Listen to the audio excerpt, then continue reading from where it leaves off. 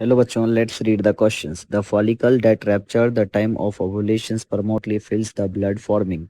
Option A corpus luteum, option B corpus albicans, option C corpus callosum and option D corpus hemorrhagium. Question ये कह रहा है कि जो कॉर्पस ल्यूटियम है जो फॉलिकल से रैप्चर्स करके क्या बनाता है। तो सबसे पहले इसके लिए की कॉन्सेप्ट को समझते हैं और इसका जो की कॉन्सेप्ट है उसको ध्यान देते हैं। और इसका जो की कॉन्सेप्ट है वो है ग्राफियन फॉलिकल्स। ग्राफियन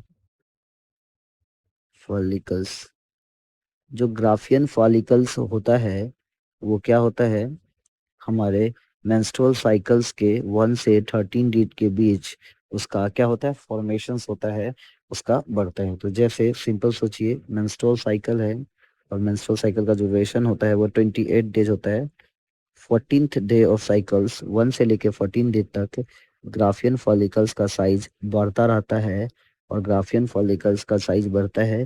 तो ये जो ग्राफियन फॉलिकल्स है ये प्राइमरी, सेकेंडरी और टर्सरी और फाइनली जो मैच्योर ग्राफियन फॉलिकल्स है इसको ग्राफियन फॉलिकल्स बोलते हैं। आफ्टर ओव्यूलेशन 14 डे ये ग्राफियन फॉलिकल्स रैप्चर हो जाता है और एक से रिलीज होता है। ये रैप्चर ग्राफियन फॉलिकल्स धीरे धीरे डिजेनरेट हो जाता है और ये जो रैप्चर ग्राफियन फॉलिकल्स है वही क्या बन जाता है, corpus luteum.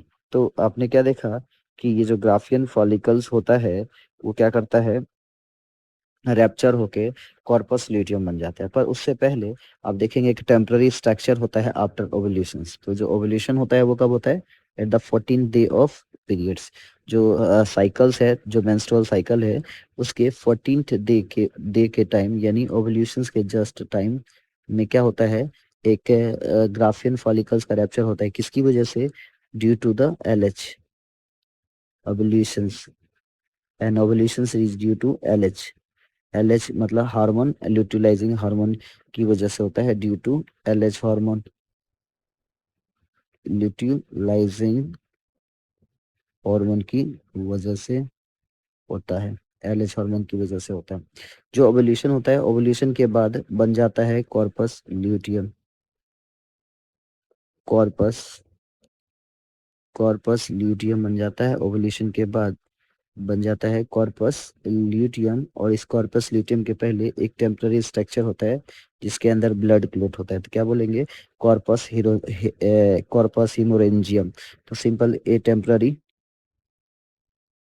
Temporary structure is just formed after just formed after just formed after ovulations ovulation, and it is a blood clot blood clot and gradually it is a blood clot gradually absorbed and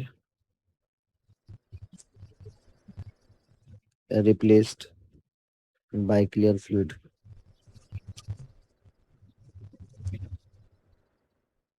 replaced by clear fluid।